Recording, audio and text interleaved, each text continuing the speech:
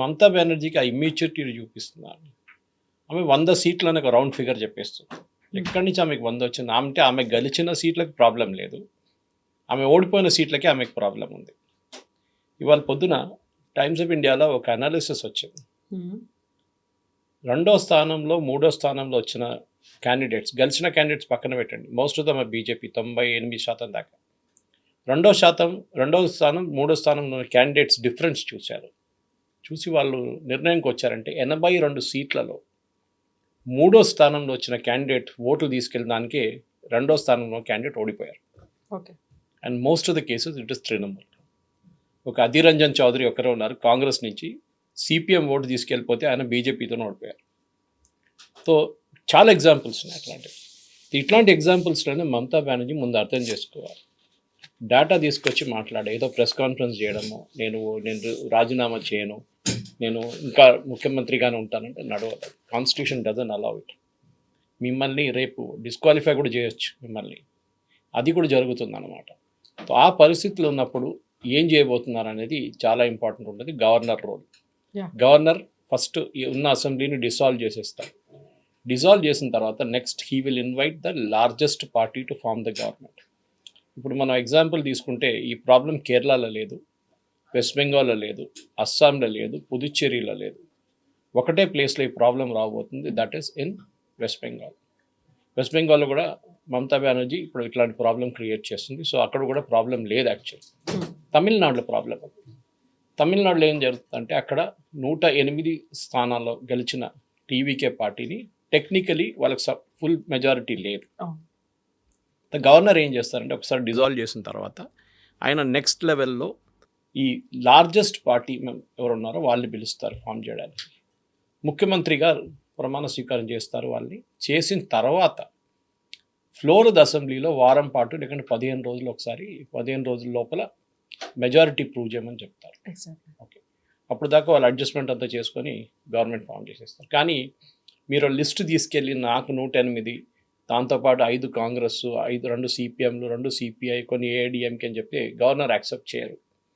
ఎందుకంటే అది Bombay judgement case నుంచి వచ్చిందనమాట. అది బొంబాయి జడ్జిమెంట్ కేసులో చాలా క్లియర్గా సుప్రీంకోర్టు చెప్పారు, no you cannot do the MLA count in the Raj Bhavan. MLA count జరగాల్సింది ఫ్లోర్ ద అసెంబ్లీ అని చెప్పి బొంబాయి జడ్జిమెంట్ వస్తుంది. తర్వాత ఎన్టీ రామారావు గారి కేసులో కూడా అదే జరిగింది. ఒకసారి పరేడ్ చేసి చూపించారు, ఎంతమంది మాకు మద్దతు ఇస్తున్నారో చూడండి అనేది. రాజ్భవన్ తీసుకెళ్లారు, తర్వాత ఢిల్లీ కూడా తీసుకెళ్లారు. సో అది సెటిల్, దట్ ఈస్ సెటిల్ అనమాట. సో మమతా బెనర్జీ ఇప్పుడు చేసేది ఏం చేయడానికి ఆమె లేదు. కానీ ఆమె నేను ఈ 100 సీట్లు ఓడిపోయాను దానికి కారణం ఆమె ఉంటుంది ఎస్ఐఆర్ ప్రాసెస్ అంటారు. ఆమె ఎస్ఐఆర్ ప్రాసెస్లో ఓట్లు పోయినాయండి. నిన్న కూడా బహుశా మనం మాట్లాడినప్పుడు ఈ ఫ్యాక్ట్ నేను తీసుకొచ్చాను మీ ముందు. వెస్ట్ బెంగాల్లో డిలీట్ చేసిన ఫస్ట్ లెవెల్లో 60 లక్షల మందిని తీసేశారు లిస్ట్. దాంట్లో డిస్ప్యూట్ లేదు ఎక్కువ. ఓకే, మమతా బెనర్జీ కొంతమంది చనిపోయిన వాళ్ళు తీసుకొచ్చి వీళ్ళు బతుకున్నారని చూపించారు. తర్వాత అఫిడవిట్ ఫైల్ చేయమన్నారు, వాళ్ళు చేయలేదు అఫిడవిట్. 60 లక్షల మంది పక్కన పోయారు లిస్ట్ నుంచి. నెక్స్ట్ డౌట్ఫుల్ కేటగిరీలో 27 లక్షల మంది ఉన్నారు. వాళ్ళది ఒక జ్యుడిషియల్ ప్యానెల్ చెక్ చేశారు. ఒక జడ్జ్, అంటే చాలామంది జడ్జెస్ని, జూనియర్ లెవెల్ జడ్జెస్ని వీళ్ళు తీసుకొచ్చారు. ఇక్కడ బీహార్, జార్ఖండ్, ఒడిశా, అస్సాం అక్కడ తీసుకొచ్చి, even with in west Bengal తీసుకొచ్చి వీళ్ళు ప్రతి అప్లికేషన్ చెక్ చేసి తప్ప కాదా అని చెప్పేసి వీళ్ళు పక్కన దాంట్లో 27 లక్షల మందిని రిజెక్ట్ చేశారు. మళ్ళీ ఒక లెవెల్ చెక్ అయిపోయింది, బిఎల్ఓ లెవెల్ అయింది, నెక్స్ట్ జ్యుడిషియల్ లెవెల్ అయింది. మళ్ళీ వీళ్ళు సుప్రీంకోర్టుకి వెళ్ళారు. అక్కడ ఏమన్నారు, సుప్రీంకోర్టు అన్నారు okay we will have an appellate tribunal. ఎక్కడ లేదు ఇది, మీకు గుర్తుంటుంది కవిత గారు, తమిళనాడులో 1 కోటి మందిని తీసేశారు లిస్ట్ నుంచి, ఇక్కడ 90 లక్షలు తీశారు. అని ఇక్కడ ఎక్కువ గొడవ, అక్కడ గొడవనే లేదు తమిళనాడులో. ఎందుకు? గుజరాత్లో తీసేశారు, గుజరాత్లో 2 కోట్ల మంది తీశారు, ఉత్తరప్రదేశ్లో 3 కోట్ల దాకా తీసేశారు. కానీ అక్కడ ఎలక్షన్ లేదనుకోండి, కానీ ఇక్కడ ఎలక్షన్ ఉంది. తమిళనాడు లేని గొడవ ఇక్కడేం గొడవ అని అర్థం కావట్లేదు అనమాట. So this is where we're. సో మమతా బెనర్జీకి ఏం చెప్తారు, నేను ఓడిపోలేదు, నేను గెలిచానని చెప్పడానికి ఏ అర్హత లేదు. మీకు ప్రాబ్లం ఉంటే రేపు మీరు కోర్టుకి వెళ్ళి మీ ప్రతి క్యాండిడేట్ ఇండివిజువల్గా, మీరు ఒక గ్రూప్గా వెళ్ళలేరు, పార్టీగా వెళ్ళలేరు, ప్రతి క్యాండిడేట్ వెళ్ళి ఎలక్షన్ పిటిషన్ వేయవచ్చు. ఇదే రాహుల్ గాంధీని ఛాలెంజ్ చేశారు అప్పుడు బీజేపీ వాళ్ళు కూడా. హర్యానాలో ఓట్ చోరీ జరిగిందని చెప్పారు.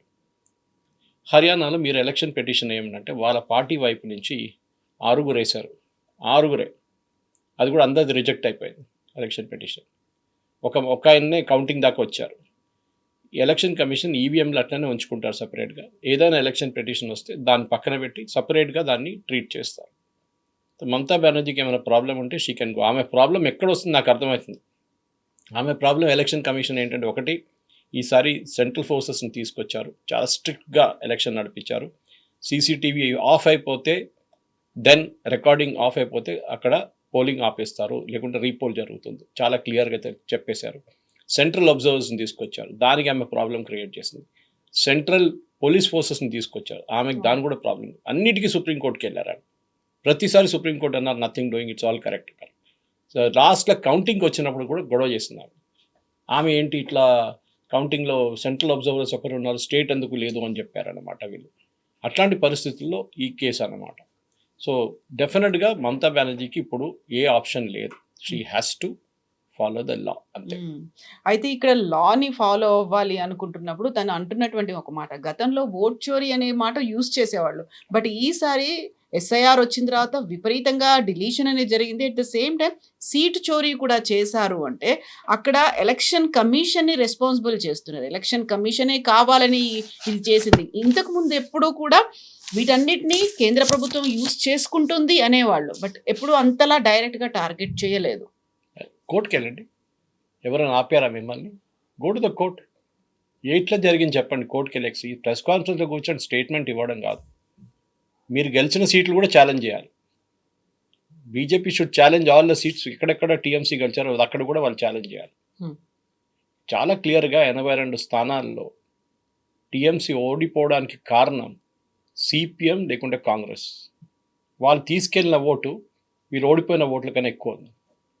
న్యాచురల్లీ చాలా ఎగ్జాంపుల్స్ ఉన్నాయి అట్లాంటి. సో మీకు కావాలని నేను చెప్తాను కూడా, that is not a major issue. కానీ మమతా బెనర్జీ చేసే ఈ ఆరోపణని మనం డెఫినెట్గా చాలా లైట్గా తీసుకోవాలి, ఎక్కువ సీరియస్గా తీసుకోక్కర్లేదు. She is not really serious about what she is saying. ఇట్లాంటి పరిస్థితుల్లో let us look at, for example, ఇప్పుడు బీజేపీకి 207 స్థానాలు ఉన్నాయి కవిత గారు, తృణమూల్కి 80 ఉన్నాయి. మమతా బెనర్జీ ఏం చెప్తుంది, 100 సీట్లు మా వైపు నుంచి పోయింది అంటున్నారు. ఓకే, దట్ మీన్స్ ఆమె 180 టార్గెట్ చేస్తుంది అనమాట. నేను ఎగ్జాంపుల్స్ ఇస్తాను మీకు. ఉత్తర్పార అనే కాన్స్టిట్యున్సీ, అక్కడ ఉత్తర్పారాలో తృణమూల్ది శ్రీషాయ బందోపాధ్యాయ్, బీజేపీది దీపాంజన్ చక్రవర్తితో ఓడిపోయారు 8,685 ఓట్లతో. అక్కడ సిపిఎం క్యాండిడేట్ 3వ స్థానంలో వచ్చిన ఆయన 17,000 ఓట్లు తీసుకెళ్ళిపోయారు, 17,136 టు బి ఎగ్జాక్ట్. అంటే ఈ మార్జిన్ కన్నా ఎక్కువ సిపిఎం క్యాండిడేట్ తీసుకెళ్ళిపోయారు. అది జరిగింది. లాస్ట్ టైం ఇంత ప్రాబ్లం లేకుండా ఈసారి మార్జిన్ థర్డ్ క్యాండిడేట్ ఎంత తీసుకెళ్తున్నారో దాన్ని బట్టి ట్రైపార్టీ కాంటెస్ట్ జరిగింది, ట్రయాంగులర్ కాంటెస్ట్ జరిగింది. చందానగర్ ఇంకో కాన్స్టిట్యున్సీ ఉంది. చందానగర్లో తృణమూల్ ఇంద్రనీల్ సెన్ బీజేపీ దీపాంజన్ కుమార్తో ఓడిపోయారు 13,441 ఓట్లతో. అక్కడ సిపిఎం మళ్ళీ ఈసారి కూడా సిపిఎం అక్కడ 3వ స్థానంలో వచ్చింది 22,000 ఓట్లతో, 22,760, 22,760. అంటే మీ మార్జిన్ కన్నా ఎక్కువ సిపిఎం తీసుకెళ్ళిపోయారు. So this is where the problem started. మనం దీన్ని ఇట్లాంటి చాలా ఉన్నాయి, ఎగ్జాంపుల్ చెప్పుకోకపోతే చాలా పెద్ద లిస్ట్ ఉంది. ఆధార్ ఈ 82 స్థానాలు చెప్పాను చూడండి, రెండు వైపులు చూడొచ్చు. ఒకటి, సిపిఎంకి వెళ్ళింది anti Mamata Banerjee votes. CPM లేకుంటుండే, క్యాండిడేట్ లేదనుకోండి, అక్కడ ఆ ఓట్లు ఎవరికి వెళ్తుంది? బీజేపీకి వెళ్తుంది. కొన్ని కాన్స్టిట్యున్సీలో, చాలా కాన్స్టిట్యున్సీలో ముస్లిం క్యాండిడేట్స్ ఉన్నారు. సో ముస్లిం క్యాండిడేట్స్కి ఓట్ వేయడానికి వీళ్ళేం చేశారు, మమతా బెనర్జీ పార్టీకి వేయకుండా ఆ ముస్లిం కాంగ్రెస్ పెట్టిన ముస్లిం క్యాండిడేట్కి ఓటేశారు. మనం చాలా మటుకు ఇట్లాంటి కాన్స్టిట్యున్సీ చూస్తున్నాం. మనం అస్సాంలో కూడా చూసాం ఇది. అక్కడ 18 సీట్లు కాంగ్రెస్ గెలిచారు, 17 మంది ముస్లిమ్స్. సో నిన్న నేను కూడా ట్వీట్ చేశాను, ముస్లిం కాంగ్రెస్ పార్టీ అని నేమ్ చేస్తే బాగుంటుందని. ఎందుకంటే ఈ పరిస్థితుల్లో కాంగ్రెస్ వైపు నుంచి వీళ్ళు ఇప్పుడేం చేయలేరు. కాంగ్రెస్ పార్టీ, సిపిఎం చాలా బాగా ఓట్లు తీసుకెళ్లారు ఈసారి, బట్ ఇద్దరిది పర్సంటేజ్ ఆల్మోస్ట్ ఈక్వల్. కాంగ్రెస్ 2 సీట్లు గెలిచారు వెస్ట్ బెంగాల్లో, 1 సీట్ సిపిఎం గెలిచారు. కానీ మమతా బెనర్జీ ప్రాబ్లం ఉంటే ఆమె ఎలక్షన్ కమిషన్ మీద కాదు ఆరోపణ చేయడం, she has to go and file a petition in the court. అక్కడనే జరుగుతుంది. చూద్దాం, 45 రోజులు టైం ఉంటుంది, దట్స్ అ డెడ్ లైన్. మీరు ఎప్పుడో 6 నెలల తర్వాత వెళ్ళారు. 45 రోజుల లోపలనే ఈ పెటిషన్ ఫైల్ చేయాలి. ఈ డ్రామాలు, నేను రాజీనామా చేయను, నేను ఓడిపోలేదు, childish. She 70 years old. 70-year-old ఉన్న మెచ్యూరిటీ ఆమెకి లేదు. ఒక స్ట్రీట్ ఫైటర్ అంటే అదంతా యాక్సెప్ట్ చేస్తాం, కానీ ఇదేంటిది? మీరు ఓడిపోతే ఫరూక్ అబ్దుల్లా ఒకసారి రాహుల్ గాంధీని అన్నారు, ఇది ఓడిపోతే ఓడిపోయిందని యాక్సెప్ట్ చేయండి, నేను కూడా ఎలక్షన్ దీనికన్నా ముందు ఓడిపోయాను, మళ్ళీ పోరాటి గెలిచాను ఈసారి అని చెప్పాను. It was last assembly election మాట్లాడుతారు. అది రాహుల్ గాంధీ ప్రాబ్లం కూడా. ఆయనే అంటున్నారు మమతా బెనర్జీ ఇది 100 సీట్లు నేను కూడా యాక్సెప్ట్ చేస్తున్నాను ఓట్. వాళ్ళ పార్టీ వాళ్ళు అంటున్నారు వెస్ట్ బెంగాల్, అది వాళ్ళు పండగ చేసుకుంటున్నారు. సో ఈ side don't celebrate these defeat.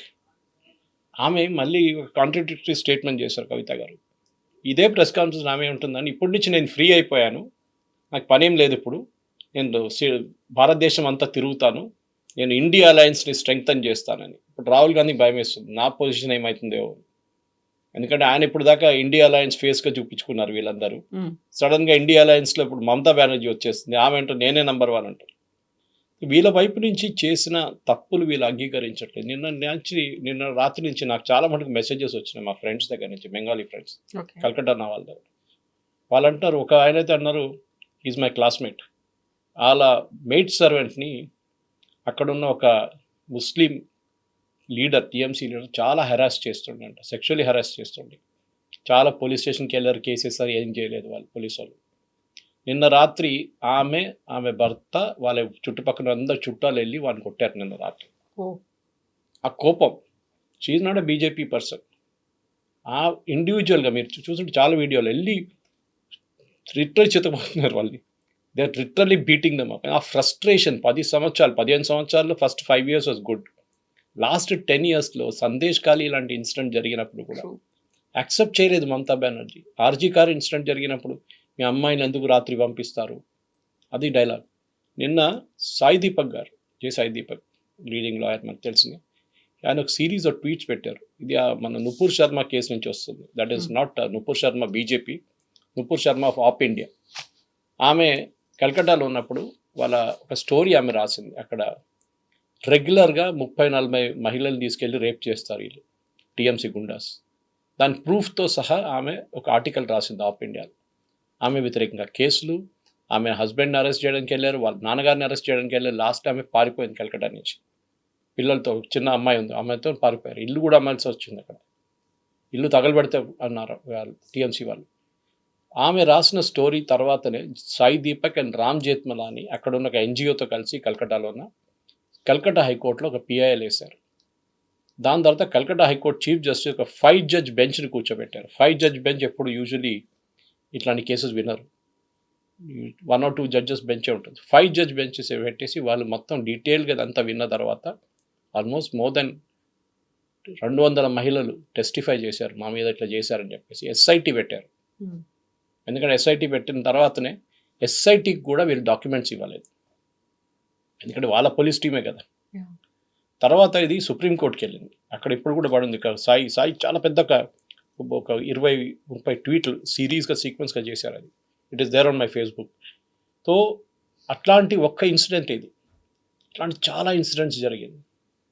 So దానికి ఇప్పుడున్న అక్కడున్న లించింగ్ మాబ్ అంటాం మనం, ఒక criminal justice system, basic justice system, మన పాత ట్రైబల్ సిస్టమ్ ఎట్లా ఉంటుంది, ఎవడుంటే వాడిని కొట్టేసేయండి అని చెప్పేసి ఆ పరిస్థితికి వచ్చేసారు. ఇప్పుడు అందరు పారిపోయారంట, ఎవ్వరు లేరు టీఎంసీ లీడర్లు. నిన్న ఇంకో ఆర్టికల్ వచ్చింది, అక్కడున్న ఆటో డ్రైవర్స్ మన సిఎన్జి రేట్లు పెంచినప్పుడు వీళ్ళు రేట్లు పెంచుకున్నారు. ఒకరు డబుల్ చేసేసారు, కొంతమంది ట్రిపుల్ చేసేసారు ఫేర్స్. అక్కడున్న ప్రజలకు విసుకొచ్చేసింది. మమతా బెనర్జీ అడిగితే అక్కడ వాళ్ళక పార్టీ లీడర్, దీనిది యూనియన్ లీడర్, ఆయన అన్నారంట, nothing doing, you have to pay this fair, అంతే. నిన్నటి నుంచి సాయంత్రం నుంచి ఈ ఆటో వాళ్ళందరూ పాత రేటుకి వచ్చేసారు, బీజేపీ జెండా పెట్టుకొని తిరుగుతున్నారు. That fellow is disappeared. ఆ టీఎంసీ లీడర్, ఆ యూనియన్ లీడర్ కనిపించట్లేదంట. ప్రజలకు చూడండి, హౌసింగ్ సొసైటీ, ఇంకో స్టోరీ హౌసింగ్ సొసైటీస్ మీద. కల్కట్టాలో ఉన్న హౌసింగ్ సొసైటీస్ని వీళ్ళు ఎప్పుడు టార్గెట్ చేస్తారు టీఎంసీ, అందుకే చదువుకున్న వాళ్ళు కదా, బీజేపీకి ఓటేస్తారు వీళ్ళని చెప్పి. ఈ హౌసింగ్ సొసైటీ వాళ్ళు కూడా చాలా క్లియర్గా చెప్పారు, మేము ఓటేస్తే మమ్మల్ని కరెంటు తీసేస్తారు, నీళ్ళు తీసేస్తారు చెప్పి థ్రెటన్ చేస్తారు మమ్మల్ని వచ్చి. ఈసారి వాళ్ళు రిస్క్ తీసుకొని ఓటేశారు. అండ్ ఇప్పుడు వాళ్ళదే అంటారు, now we are going to celebrate, మేము పండుగ చేసుకుంటాం అని చెప్పి నిన్న పటాకాలు కాల్చిన సీన్ చూపించారు. అది నేను ఆటో రిక్షా చెప్పాను మీకు, హౌసింగ్ సొసైటీస్ చెప్పాను, ఇండస్ట్రియలిస్ట్. నిన్న కలకట్టాలో మీటింగ్ జరిగింది పెద్దగా, they all welcomed it because ఇంక లేకుండే ఇట్ ఇదైనా జరుగుతుంది. ఈ బీజేపీ అయినా ఏదో డెవలప్మెంట్ తీసుకొస్తారు. అస్సాంలో జరిగింది కదా, పక్కన ఉన్న అస్సాంలో జరిగింది, ఇక్కడ కూడా రాదు, ఇక్కడున్న బీహార్లో జరిగింది పక్కన. మెయిన్ రీజన్ దీనికే అక్కడున్న ప్రజలకు వచ్చిన ఫ్రస్ట్రేషన్తోనే జరిగింది. నేను కొన్ని ఎగ్జాంపుల్స్ ఇంకా కూడా ఇవ్వగలను మీకు, అది కూడా చాలా మటుకు it is a real pointer అన్నమాట. ఎట్లా టీఎంసీని ప్రజలు ఓడించారనేది. కొన్ని కాన్స్టిట్యున్సీలో కొన్ని డిస్ట్రిక్ట్స్లో బీజేపీ ఎప్పుడు గెలవలేదు. ఫర్ ఎగ్జాంపుల్ కల్కటాలో ఇన్ఫ్యాక్ట్ డెరిక్ ఒబ్రైన్ ఒక స్టేట్మెంట్ కూడా ఇచ్చారు మొన్న, సాగరికా ఘోష్తో కూర్చొని, దట్ ఒక్క సీట్ అయినా బీజేపీ గెలిస్తే కల్కటాలో 11 సీట్లు ఉన్నాయి, ఒక్కటైనా గెలిస్తే నేను రిజైన్గా గుండు కొట్టుకొచ్చుకున్నాను. నిన్న అందరూ అదే అడుగుతున్నారు, ఎక్కడున్నాడు ఈయన టెండర్ వేశారా అని చెప్పేసి. I will give an example. Jalpaiguri 7 సీట్లు ఉన్నాయి బీజేపీది, నార్త్ బెంగాల్ 7 గెలిచేశారు. అలీపుర్ద్వార్ అగైన్ నార్త్ బెంగాల్ 5 సీట్లు ఉన్నాయి, 5 గెలిచేశారు. కలింపాంగ్ లాస్ట్ టైం ఆ సీటు టీఎంసీ దగ్గర ఉండే, ఈసారి బీజేపీ గెలిచారు. డార్జిలింగ్ 5 సీట్లు, 5 బీజేపీ గెలిచారు. బట్ ఇదంతా బీజేపీ స్ట్రాంగ్ హోల్డ్. యాక్చువల్ చూడాలంటే మనం కల్కటా వైపు రావాలి. కల్కటాలో 11 సీట్లలో లాస్ట్ టైం 11 టీఎంసీ గెలిచారు. దానికన్నా ముందు కూడా బీజేపీ ఎప్పుడు గెలవలేదు అక్కడ. ఈసారి బీజేపీకి 6 సీట్లు వచ్చినాయి అక్కడ, టీఎంసీకి 6 సీట్లు వచ్చినాయి. ఎట్లా వచ్చింది, ఇది క్వశ్చన్ అనమాట. సో ఈ క్వశ్చన్ నెక్స్ట్ 24 పర్గనాస్, అక్కడ కూడా ఎప్పుడు టీఎంసీకి వస్తున్నాయి కంప్లీట్గా. ఈసారి 19 సీట్లు వచ్చినాయి, బీజేపీకి 10 సీట్లు అయినా వచ్చాయి.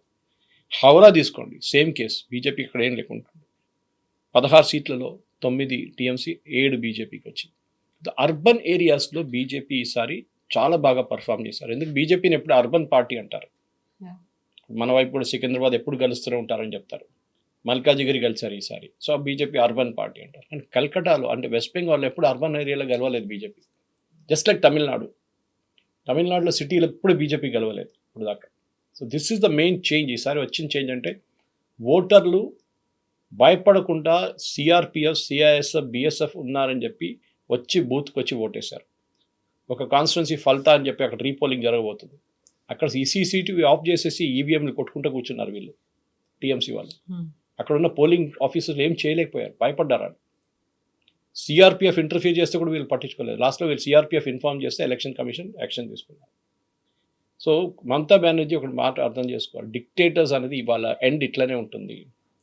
రోడ్ మీద మిమ్మల్ని గుంజి తీసుకొచ్చి కొడతారు. మమతా బెనర్జీ కొట్టడం చెప్పట్లేదు, కానీ వాళ్ళ పార్టీ లీడర్స్ని చేస్తున్నారు. మనం కల్కటాలో చూస్తున్నాం, ప్రతి 5 నిమిషాలకు ఒక వీడియో వస్తుంది, కల్కటాలో జరుగుతుంది.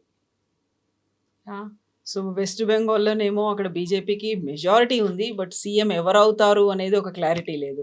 తమిళనాడులోనేమో విజయ్ సీఎం అవుతాడు అని ఉంది, బట్ ఆ మెజారిటీకి ఎవరు సపోర్ట్ ఇస్తారు అనే దాంట్లో. సో ఈ 2 క్వశ్చన్స్కి ఏం చెప్తారు మీరు? తమిళనాడు తీసుకుందాం ఫస్ట్. తమిళనాడు డౌట్ లేదు, ఎందుకంటే కాంగ్రెస్ సపోర్ట్ చేస్తారు ఎట్లా. ఎందుకంటే దీనికన్నా ముందు కూడా మీకు గుర్తుంటుంది, దగ్గర పొత్తు పెట్టుకున్నప్పుడు రాహుల్ గాంధీకి అసలు నచ్చలేదు ఈ పొత్తు డిఎంకేతో. అప్పుడు టీవీకే టచ్లో ఉన్నారు కాంగ్రెస్తో, మనం ఒక అలయన్స్ పెట్టుకుందామని చెప్పి. కానీ ఇండియా అలయన్స్ చెప్పి స్టాలిన్ని భయపడి అక్కడున్న లోకల్ కాంగ్రెస్ లీడర్స్ రాహుల్ గాంధీని కన్విన్స్ చేశారు, మనం డిఎంకేతోనే పొత్తు పెట్టుకోవాలని చెప్పేసి. అప్పుడు కూడా మీకు గుర్తుంటుంది, వీళ్ళు నెగోషియేషన్స్ టైంలో మాకు మినిస్టర్షిప్ కావాలన్నారు, గెలిస్తే మీకు పదవి కావాలి మాకంటే Stalin said nothing doing, this is only for election, మీకు తీసుకోండి 25 సీట్లు, మీకు అది కూడా లేదు. ముందు వీళ్ళు 65 సీట్లు అడిగి తర్వాత దిగొచ్చారు 25 కాంగ్రెస్, తీసుకోండి. సో ఈసారి కాంగ్రెస్కి ఇప్పుడు డిఎంకే అలయన్స్ నుంచి కాంగ్రెస్ బయటకు వచ్చేస్తారు, ఇండియా అలయన్స్లో ఉండరు. ఇప్పుడు they will be a part of TVK. అటువైపు నేను ఇప్పుడు వింటున్నాను బట్ ఏఐడిఎంకే కూడా సపోర్ట్ చేస్తారు, మేము ఎన్డీఏ నుంచి బయటకు వచ్చేస్తాము. యాక్చువల్లీ బీజేపీకి కావాల్సింది అది, అన్నిటికంటే పెద్ద బీజేపీకి పాజిటివ్గా ఉండబోయేది ఏఐడిఎంకే వాళ్ళు వెళ్ళిపోతే బీజేపీ అన్నామలై గారిని రిటర్న్ తీసుకొచ్చి మళ్ళీ పార్టీని రీబిల్డ్ చేయాల్సి వస్తుంది. 5 సంవత్సరాలు వాళ్ళు ఏం చేశారు, అన్నామలై గారు చేసిన మొత్తం వేస్ట్ అయిపోయింది. మళ్ళీ పాప ఆయన తీసుకొచ్చి మళ్ళీ డెవలప్ చేయాల్సి వస్తుంది పార్టీని. ఆ నయనార్ నాగేంద్రన్ లాంటి ఎందుకు తీసుకొచ్చారో ఎవరు అర్థం కావట్లేదు నాకు. I think that one of the biggest blunder BJP senior leadership చేసింది ఈ ఏఐడిఎంకే అయితే పెట్టుకున్న పొత్తు. Let Annamalai work on the ground. TVK 2 సంవత్సరాలు ఇంత మట్టుకు ముందుకు వస్తే మళ్ళీ అన్నామలై గారు ఎందుకు చేయలేరు? And TVK is not Dravidian party. మళ్ళీ మీరు ద్రవిడియన్ అంటే మళ్ళీ చెప్పుకోవచ్చు ద్రవిడియన్ లింక్ లేదు. జోసెఫ్ విజయ్ ఇది క్రిస్టియన్, ఆయన లీడ్ చేసిన పార్టీ గెలిచారు ఈసారి election within just okay. Film star ఉండొచ్చు, అన్నామలై కూడా తక్కువ కాదు ఫిలిం స్టార్ నుంచి. ఆయనకున్న ఫ్యాన్ ఫాలోయింగ్ పెద్ద ఫ్యాన్ ఫాలోయింగ్ ఉంది. సో మీరు టైం ఇవ్వలేదు and you removed him from the scene just like that. అది బీజేపీ చేసిన చాలా మటుకు. నేను చాలామంది దగ్గర మాట్లాడాను నా ఫ్రెండ్స్ దగ్గర, because I studied in Chennai, నేను అక్కడ చదువుకున్నాను నేను 3 సంవత్సరాలు. వాళ్ళు కూడా ఇది చెప్పారు. బీజేపీ కార్డర్స్లో మొత్తం డిసప్పాయింట్మెంట్ వచ్చింది. చూడండి సురేష్ గారు, ఈసారి బీజేపీ ఒక్క సీటు కూడా రాదన్నారు. తగ్గిపోయాయి కదా. ఒకటే గెలిచారు, ఉదయమంగళం, దట్స్ ఊటీ సీట్ గెలిచారు. అందరూ అసలు కార్డర్స్ పనిచేయలేదు బీజేపీ. అన్నామలైని తీసేశారు. We don't want to be a part of BJP అని. అది కరెక్ట్ చేయొచ్చు. అక్కడ issue is settled. So Joseph Telangana, Karnataka మినహా కేరళలో అయితే అలయన్స్లో ఉన్నారు వాళ్ళు. జార్ఖండ్లో అలయన్స్లో ఉన్నారు. ఒక హిమాచల్ ప్రదేశ్లో ఉంది. టెక్నికలీ సింగిల్ పార్టీగా వాళ్ళు 3 స్టేట్స్లోనే ఉన్నారు. అలయన్స్లో 2 స్టేట్స్లో ఉన్నారు. ఇప్పుడు మనం చూస్తుంటే వెస్ట్ బెంగాల్లో మీరు చెప్పిన ఈ పేరు రితప్రతాప్ బెనర్జీ, ఆయనకు ఒక హిస్టరీ ఉంది. ఆయన యాక్చువల్లీ టీఎంసీ అనే కాదు. టీఎంసీలోనూ అందరూ కాంగ్రెస్ నుంచి వచ్చిన వాళ్ళు కాదు కదా. మమతా బెనర్జీతో కొంతమంది కాంగ్రెస్ నుంచి బయటకు వచ్చారు 1998లో పార్టీ ఫామ్ అయినప్పుడు. కానీ దీనికన్నా తర్వాతగా చాలామంది సిపిఎం నుంచి వచ్చారు. దానికోసం మీరు చూస్తుంటారు సిపిఎం ఓట్లు అన్నీ షిఫ్ట్ అయిపోయింది మొత్తం టీఎంసీ వైపు over the years. First time Mamata బెనర్జీకి అన్ని సీట్లు రాలేదు, కానీ రెండోసారి మూడోసారి మంచి సీట్, చాలా బాగా వచ్చిన సీట్స్. సిపిఎం కంప్లీట్గా డిసపియర్ అయిపోయారు. వాళ్ళ 550 ఆఫీసర్స్ టీఎంసీ టేక్ ఓవర్ చేసుకున్నారని చెప్పి మొన్న వాళ్ళు ట్వీట్ చేశారు. దాన్ని ఇప్పుడు మేము రిటర్న్ తీసుకున్నామని చెప్పేసి. సో ఎవరో అన్నారు దాంట్లో మీరు బీజేపీని థ్యాంక్స్ చెప్పాలి, ఎందుకంటే వాళ్ళు లేకుంటే మీరు ఎట్టు తీసుకుంటారు ఇది. ఇన్ని రోజులు 15 సంవత్సరాల నుంచి మీరు మీ ఆఫీస్ని ముట్టలేకపోయారు మీరు అని చెప్పేసి. ఈ పరిస్థితిలో ఉన్నారు. ఈ రితప్రతాప్ బెనర్జీ అనే మనిషి సిపిఎం నుంచి వచ్చింది. సిపిఎంలో ఆయనకు ఒక కలర్డ్ హిస్టరీ ఉండే. ఆయన ఒక యూత్ లీడర్గా ఉండే అక్కడ. ఆయనకు మీద ఒక సెక్షువల్ హెరాస్మెంట్ కేసు వస్తే ఆయన్ని పార్టీ నుంచి ఎట్లా తీయాలని వీళ్ళకి తెలియకపోయింది సిపిఎం వాళ్ళకి. ఎందుకంటే ఓపెన్గా అక్నాలెడ్జ్ చేస్తే కేరళలో కేసు ఉండే శశి అని చెప్పి వాళ్ళకి ఎమ్మెల్యే సేమ్ ప్రాబ్లం. అక్కడ వాళ్ళ పార్టీలో ఇంటర్నల్ ఎంక్వైరీ పెట్టి ఆయన్ని ఏం చెప్తారు, ఓకే డౌట్ ఉంది కానీ ప్రూఫ్ లేదని చెప్పి పక్కన పెట్టేశారు ఆ కేసు. రితప్రతాప్ బెనర్జీ కేసు అది కాదు, సాలిడ్ ప్రూఫ్ ఉండే. అమ్మాయి వచ్చి కంప్లైంట్ చేసి state human rights commission complaint చేసి చాలా మటుకు పోలీస్ స్టేషన్లో ఎఫ్ఐఆర్ దర్జ్ చేసిన తర్వాత వీళ్ళు ఏం తెలియకపోయినప్పుడు వీళ్ళేం చేశారంటే రితప్రతాప్ బెనర్జీని సస్పెండ్ చేశారు పార్టీ నుంచి. ఎందుకని అడగండి, మాంట్ బ్లాంక్ పెన్ యూస్ చేస్తున్నారు, పాకెట్లో పెట్టుకున్నాడు, ఐఫోన్ చేతిలో ఉంది. ఒక కమ్యూనిస్ట్ పార్టీ ప్రవర్తగా మీరు ఐఫోన్ వాడడం ఏంటి, మాంట్ బ్లాంక్ పెన్ వాడడం, లగ్జరియస్ ఐటమ్స్ ఎలా యూస్ ఆలోచించి. ఒకవైపు సెక్షువల్ హెరాస్మెంట్ కేసు ఉంటే దాంట్లో సస్పెండ్ చేయకుండా దీంట్లో సస్పెండ్ చేశారు. ఆయన హ్యాపీ, రాజ్యసభ ఎంపీ ఉండే, ఆయన్ని ఇమ్మీడియట్గా తృణమూల్లో జాయిన్ అయిపోయాడు. ఇప్పుడు మమతా బెనర్జీకి ప్రాబ్లం అయిపోయింది, ఈయనని ఏం చేయాలి ఇప్పుడు అని చెప్పేసి. సో మమతా బెనర్జీ అప్పుడే వాళ్ళ ట్రేడ్ యూనియన్ని కొంచెం స్ట్రెంగ్తన్ చేయడానికి ట్రై చేస్తున్నారు వెస్ట్ బెంగాల్లో. ఐఎన్టీయూసీ అని ఉంటుంది కాంగ్రెస్ వాళ్ళది. ఈమెం చేసిందంటే ఐఎన్టీటీయూసీ అని చేసేసింది, తృణమూల్ కాంగ్రెస్ ట్రేడ్ యూనియన్. దాన్ని చీఫ్గా రితప్రతాప్ బెనర్జీని పెట్టారు. ఇప్పుడు అదే రితప్రతాప్ బెనర్జీ సిపిఎం నుంచి వచ్చి టీఎంసీకి వచ్చి ఇప్పుడు ఆయన సొంత పార్టీ టీఎంసీ, ఇది మేము ఒరిజినల్ టీఎంసీ అని చెప్పుకుంటే ఇప్పుడు కొత్తగా స్పీకర్ని అప్రోచ్ చేశారు, లీడర్ ఆఫ్ అపోజిషన్గా ఎన్నికయ్యారని చెప్తారు. 58 ఎమ్మెల్యేస్ సపోర్ట్ ఉంది ఆయనకి. యాంటీ డిఫెక్షన్ లా మీరు ఓవర్కమ్ చేయాలంటే 80 మందిలో మీకు 2/3 మెజారిటీ ఉండాలి. ఉంటే మీరు యాంటీ డిఫెక్షన్ లా పనికిరాదు. ఇప్పుడు స్పీకర్ కూడా అంగీకరించా అని చెప్తున్నారు. మమతా బెనర్జీ ఏమో నేను కోర్టుకి వెళ్తా అంటుంది. బట్ ఇప్పటికి కూడా రితప్రతాప్ మమతా బెనర్జీయే మా లీడర్ అనే మాట అంటున్నారు ఆయన. అది ఒక స్ట్రాటజీ అది. ఎందుకంటే ఈ పార్టీలో మెయిన్ ప్రాబ్లం ఎక్కడొచ్చిందంటే అభిషేక్ బెనర్జీతో వచ్చిన ప్రాబ్లం. అభిషేక్ బెనర్జీని పార్టీలో ఎవరికి నచ్చదు. చాలామంది 90% మంది ఆ పార్టీలో అభిషేక్ బెనర్జీ, ఐపాక్, వీళ్ళిద్దరు. ఐపాక్ అంటే మన ఈయన అలా పొలిటికల్ మెసేజింగ్ నడిపిస్తున్న వాళ్ళు. ప్రశాంత్ భూషణ్ ఒరిజినల్లీ స్టార్ట్ చేశారు, కానీ అక్కడి నుంచి తర్వాత మిగతా వాళ్ళు టేక్ ఓవర్ చేసుకుని ఐపాక్ మీద రైడ్ జరిగింది, మీకు గుర్తుంటుంది ఎలక్షన్ కన్నా కొన్ని రోజుల ముందు. అప్పుడు మమతా బెనర్జీ అక్కడ వెళ్ళి పెద్ద డ్రామా క్రియేట్ చేసింది. ఈ ఐపాక్ అండ్ అభిషేక్ బెనర్జీ ఇద్దరు కలిసి ఆడిన ఆట మీకు గుర్తుంటుంది. ఐపాక్ మీద రైడ్ ఎందుకు జరిగిందంటే వీళ్ళు ఒక లిక్కర్ కాంట్రాక్ట్లో పడ్డారు. అది ఇంకో స్టోరీ ఉంది. గోవా ఎలక్షన్లో 22 కోట్లు వాడుకున్నారు ఆ ఎలక్షన్, ఆ లిక్కర్ కాంట్రాక్ట్ నుంచి అని చెప్పి అక్కడ ఒక రేడ్ జరిగింది. అండ్ వీళ్ళు అంగీకరించారు, yes we spend 22 crores in Goa. ఒక ఆర్గనైజేషన్ లైక్ ఐపాక్ ఎక్కడి నుంచి వచ్చిన డబ్బులు అంటే అదంతా డబ్బులు అభిషేక్ బెనర్జీ డబ్బులు. ఇదొక స్టోరీ ఇక్కడ ఉంది, కనెక్షన్ ఎక్కడ ఉంది అనమాట, కనెక్ట్ ద డాట్స్ అంటారు చూడండి ఇంగ్లీష్లో. సో ఇది రితుపర్ణ బెనర్జీ ప్రాబ్లం. కానీ మీరు ఎవరైనా పార్టీలో చూడండి, ఇప్పుడున్న ఆ పార్టీ నుంచి బయటికి వస్తున్న వాళ్ళు ఎవరైనా చూడండి, వాళ్ళ స్పోక్స్ పర్సన్ ఉన్న వాళ్ళు కానీ మిగతా వాళ్ళు వీళ్ళందరూ ఇదే అంటున్నారు, మాకు మమతా బెనర్జీతో ప్రాబ్లం లేదు, వాళ్ళు ఎవరితో ప్రాబ్లం ఉంది, మాకు ప్రాబ్లం ఉన్నది అభిషేక్ బెనర్జీతో. వెరీ గుడ్, అభిషేక్ బెనర్జీతో ప్రాబ్లం ఉంటే మళ్ళీ మీరు ఆయన్ని పార్టీని తీసేమని చెప్పచ్చు. అది మమతా బెనర్జీ చేయలేదు, ఎందుకంటే అభిషేక్ బెనర్జీ దగ్గర ఫైనాన్షియల్ కీస్ అంతా ఆయన దగ్గర ఉంది. మమతా బెనర్జీ అంతా డీల్ చేయదు డైరెక్ట్గా. ఇప్పుడు అభిషేక్ బెనర్జీ మీద ఒక సిఐడి ఎంక్వైరీ ఒకటి నడుస్తుంది, ఒకటి ఫోర్జరీ ఆఫ్ సిగ్నేచర్స్. ఇనిషియలీ వీళ్ళు ఇంకొక బందోపాధ్యాయ అని చెప్పి ఒక ఆయన్ని ఎన్నుకున్నారు లీడర్ ఆఫ్ అపోజిషన్గా. ఎన్నుకున్నప్పుడు ఏం చేశారు, వీళ్ళు సిగ్నేచర్స్ పంపించారు ఎంపీస్ది, ఎమ్మెల్యేస్ది 80 మంది సంతకం పెట్టారు. ఎందుకంటే టెక్నికలీ రూల్ ఏంటంటే వీళ్ళు లెజిస్లేచర్ పార్టీ మీట్ కావాలి, లెజిస్లేచర్ పార్టీ మీట్ అయిన తర్వాత ఆ లెజిస్లేచర్ పార్టీ ఎన్నుకుంటారు, అది కన్వే చేస్తారు స్పీకర్కి, అందరూ ఎమ్మెల్యేలు సంతకం పెట్టాలి. దీంట్లో సంతకం పెట్టి పంపించిన ఇద్దరు ఇమ్మీడియట్గా స్పీకర్ని అప్రోచ్ అయ్యి మేము సంతకం పెట్టలేదు దాంట్లో అని చెప్పారు. అక్కడే గొడవ మొదలైంది. సో సిఐడి ఏం చేశారు, ఒక కేసు రిజిస్టర్ చేశారు, ఫోర్జరీ కేసు. స్పీకర్ ఆఫీస్ చెప్పారు ఇది ఫోర్జరీ అని చెప్తే కేసు రిజిస్టర్ చేశారు. ఆ కేసు అభిషేక్ బెనర్జీ దగ్గర దాకా వచ్చినప్పుడు అభిషేక్ బెనర్జీ అక్కడ నుంచి ఇంటి నుంచి పారిపోయారు. ఆ రోజు మీకు గుర్తుంటుంది, ఆ రోజు ఆయన సోనాపూర్లో కనిపించారు అక్కడ. దాని తర్వాత ఆయన కొట్టారు అక్కడ వాళ్ళు అందరు కలిసి పబ్లిక్. ఇప్పుడు ఈ మమతా బెనర్జీ ప్రాబ్లం ఏంటంటే ఆమె సిపిఎంతో ఏం చేసిందో బీజేపీ ఆమెతో అదే చేస్తుంది.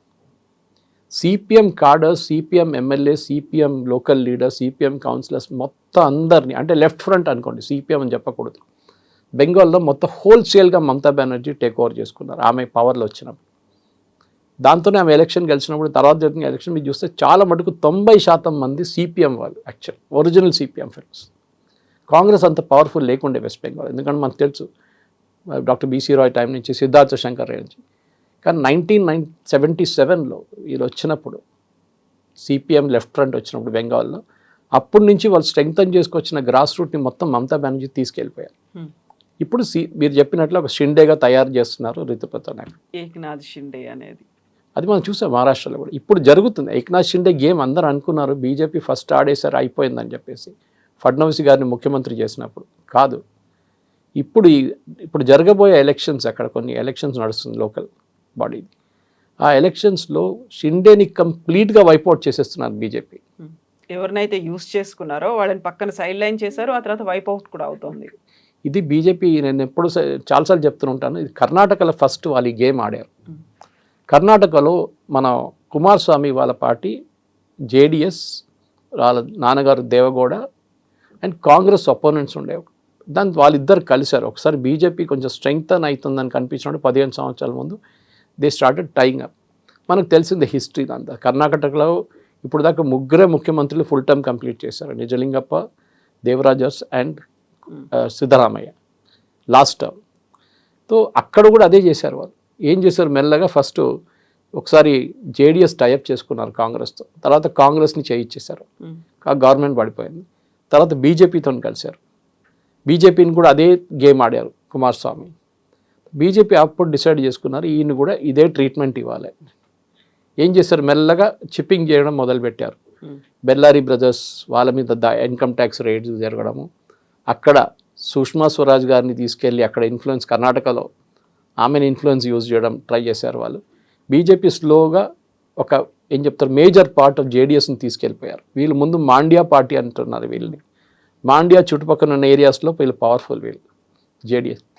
ఇప్పుడు కవిత గారు చూడండి, అస్సలు ఎక్కడ లేని ఆగిపోయారు. మాండ్యా లేదు, హైదరాబాద్ కర్ణాటక లేదు, బెల్లారి రాయచూర్ లేదు, ఎక్కడ లేదు జేడిఎస్. ఇప్పుడు రేవన్న కొడుకు మీద కేసు, దాని తర్వాత పార్టీలో కుమారస్వామిని పక్కన పెట్టేశారు, తీసుకెళ్ళి యూనియన్ గవర్నమెంట్లో పెట్టేశారు. మొన్న ఆయన ఒక స్టేట్మెంట్ ఇచ్చారు, ఫస్ట్ అన్నారు మేము ఒంటరిగా పోటీ చేయబోతున్నాం, ఇప్పుడు మొన్న అంటున్నారు కాదు మేము బీజేపీతో పోటీ బీజేపీ ఇప్పుడు ఆయన్ని పక్కన ఇట్లా కరేపాకు పడేసినట్లే పడేస్తారు. ఇప్పుడు ఎలక్షన్స్ అప్పటిదాకా 2 years అయితే ఉంచుకుంటారు కదా, ఉంచుకుంటారు ఉంటారు అంతే. అలాగే. ఎందుకంటే ఆయన యూనియన్ మినిస్టర్, ఆయనకి ఎవరు లేరు ఇప్పుడు, సపోర్ట్ కోసం ఎవరు లేరు. నాన్నగారు పాపం ఆయన Deve Gowda he became old, Rajya Sabha నుంచి కూడా రిటైర్ అయిపోయారు ఆయన. బట్ డీకే శివకుమార్ వెళ్ళి ఆయన బ్లెస్సింగ్స్ అయితే తీసుకున్నారు కదా బిఫోర్ టేకింగ్ ఓత్ అది టేకింగ్ సెరమనీ. ఏం చెప్తారు, senior most person in Karnataka అంటే ఆయనే కదా ఇప్పుడు. ఇప్పుడు ఎవరు లేరు, ఇంకా రామకృష్ణ హెగ్డే గారు లేరు, దేవరాజ్ అర్స్ లేరు, ఎస్ఎం కృష్ణ గారు లేరు. ఇప్పుడు ఎవరి దగ్గర తీసుకుంటారు బ్లెస్సింగ్? న్యాచురల్లీ దేవగౌడ దగ్గర. కానీ అది కర్ణాటక పాలిటిక్స్ సపరేట్. సో ఇప్పుడు ఏం చేశారంటే కంప్లీట్గా కర్ణాటకలో జేడిఎస్ని ఒక జూనియర్ పార్ట్నర్గా తయారు చేశారు. So now you finished Bengal, you finished Karnataka. ఇప్పుడు మనం మహారాష్ట్ర కూడా చూడొచ్చు. మహారాష్ట్ర ఏం చేశారు, ఫస్ట్ మనందరూ తెలిసిందే బీజేపీకి ఎప్పటి నుంచో ఒక జూనియర్ పార్ట్నర్ ఉండకూడదు శివసేనకు అని చెప్పి ఎప్పటి నుంచో ఫీలింగ్ ఉండే బీజేపీ. కానీ వాళ్ళు నాగ్పూర్ సెంటర్గా పెట్టుకొని సంఘది వాళ్ళు అక్కడ గేమ్ ఆడలేకపోయారు, కానీ చేశారు. తర్వాత ఏంటి, ఒకసారి అజిత్ పవార్తో టైఅప్ చేసి గవర్నమెంట్ ఫామ్ చేశారు. ఆ గవర్నమెంట్ 24 hours పడిపోయింది. అది తర్వాత మనం చూసాం షిండే గారిని తీసుకొచ్చారు, పార్టీని స్ప్లిట్ చేశారు. ఉద్ధవ్ ఠాక్రే ఒక విభాగం, ఈ వీళ్ళు ఒక సపరేట్. దాని నడిమిట్లో నారాయణ రాణి ఆయన్ని కూడా ఇటువైపు గుంజుకున్నారు. శివసేనని స్ప్లిట్ చేసిన తర్వాత ఫస్ట్ టైం షిండే గారిని ముఖ్యమంత్రి చేశారు. ఆయన చాలా హ్యాపీ. ఆయన ముఖ్యమంత్రి, ఆయన లైఫ్లో ఒక అంబిషన్ ఉండే, నేను ముఖ్యమంత్రి కావాలని. As much as Uddhav Thackeray wanted B. Uddhav Thackeray ఓపెన్గా చెప్పారు, నాకు లైఫ్లో ఒక అంబిషన్, ముఖ్యమంత్రి కావాలి మహారాష్ట్ర. అది అయిపోయాను నేను, చాలు. ఏం చేశారు, నెక్స్ట్ టైం వచ్చిన మనందరూ తెలిసింది ఎలక్షన్ వచ్చింది. ఆ ఎలక్షన్లో బీజేపీకి ఎక్కువ సీట్లు వచ్చినాయి అండ్ బీజేపీ ఫడ్నవీస్ గారిని ముఖ్యమంత్రి చేశారు. అప్పుడు షిండే పెద్ద గేమ్ ఆడారు, మేము వెళ్ళిపోతాం అలయన్స్ నుంచి, బయటకు వెళ్ళిపోతాం. ఓకే అన్నారు. మీరు వెళ్తారు, మీతో ఎమ్మెల్యేలు రావాలి కదా. ఋతుప్రతాప్ బెనర్జీ గేమ్ అక్కడ కూడా వచ్చింది. చాలామంది ఎమ్మెల్యేలని బీజేపీ వైపు చూపించుకున్నారు. అంటే డిఫెక్షన్ జరగలేదు, యాక్చువల్ వీళ్ళు మాకు సపోర్ట్ చేస్తా అన్నారు, మీరు యూఆర్ అవుట్. లాస్ట్లో పాపం షిండేకి హీ హ్యాడ్ టు యాక్సెప్ట్ ఒక సెకండ్ ఫిడిల్గా. దాని తర్వాత వీళ్ళు ఏం చేశారు, నెక్స్ట్ ఎన్సీపీతో ఇదే గేమ్ ఆడారు. ఎన్సీపీలో శరద్ పవార్ గారి హెల్త్ అంత బాగాలేదు, సుప్రియ సూలేకి ఇంట్రెస్ట్ లేదు ఎక్కువ, ఆమె నేషనల్ లెవెల్లో చూసుకుంటుంది. అదే టైంలో అజిత్ పవార్ గారు ఇక్కడున్న గేమ్ ఒకటి ఉంటుంది. ఇదన్నీ జరిగిన తర్వాత మనకి జరిగిన ప్లేన్ క్రాష్ ఒకటి, unfortunate plane crash. And now BJP wife ఇప్పుడు ఆమెనే ఒక, దట్ ఈస్ జస్ట్ నామకే వాస్తే, అదంతా ఫిగర్ హెడ్ గల. ఇప్పుడు ఎన్సీపీనే బీజేపీ మొత్తం స్ప్లిట్ చేయడానికి ట్రై చేస్తున్నారు. అది కూడా నడుస్తుంది ఒక గేమ్. ఇంకోటి ఒరిజినల్ ఎన్సీపీని కూడా ట్రై చేస్తున్నారు, వీళ్ళ ఎన్సీపీని కూడా ట్రై చేస్తున్నారు. సో బీజేపీది ఒక గేమ్ ప్లాన్ అనేది దాన్ని తప్పట్లే మనం. కాకపోతే తప్పు పట్టలేమనుకున్నప్పుడుగా ఒరిజినల్గా ఉండేటువంటి బీజేపీ ఒక క్యాడర్ బేస్డ్గా ఉంటుంది, దానికంటూ కొన్ని వాల్యూస్ అనేవి ఉన్నాయి, ప్రిన్సిపుల్గా ఉంటుంది అనుకున్నప్పుడు ఈ పవర్ గేమ్లో ఇలాంటి పాలిటిక్స్ ప్లే చేయడం అనేది ప్రాపర్గా కాదు కదా. మిగతా వాటన్నిటికీ బీజేపీకి ఉన్న తేడా అదే అని అంత గొప్పగా చెప్పుకుంటున్నప్పుడు, ఇప్పుడు కేవలం రాష్ట్రాల్లో అధికారం రావాలి, మా సీఎం ఉండాలి, మా గవర్నమెంట్ ఉండాలి, డబుల్ ఇంజన్ సర్కార్ ఉండాలి అనుకున్నప్పుడు ఇలా స్ప్లిట్ గేమ్ ఎందుకు, వాళ్ళని వానిష్ చేయడం ఏంటి అని. ఇది ఇంగ్లీష్లో ఒక సేయింగ్ ఉంది, all is fair in love and war అని. ఎగ్జాక్ట్లీ పాలిటిక్స్లో కూడా అదే అవుతుంది. Politics is art of the possible అంటారు. అంటే సరే మీరు BJP party with a difference అంటారు.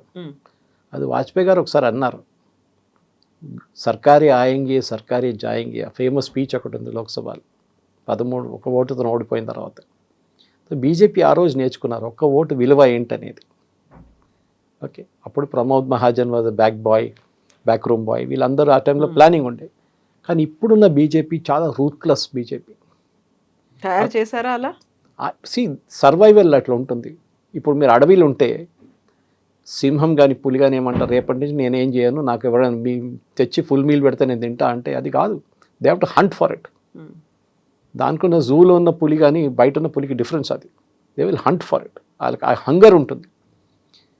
రాజ్దీప్ సర్దేశాయ్ ఒక పుస్తకం రాశారు చాలా సంవత్సరాల ముందు, బీజేపీ వార్ మిషన్ గురించి. And he is not sympathetic to BJP, మనకు హీఈస్ అన్ యాంటీ బీజేపీ.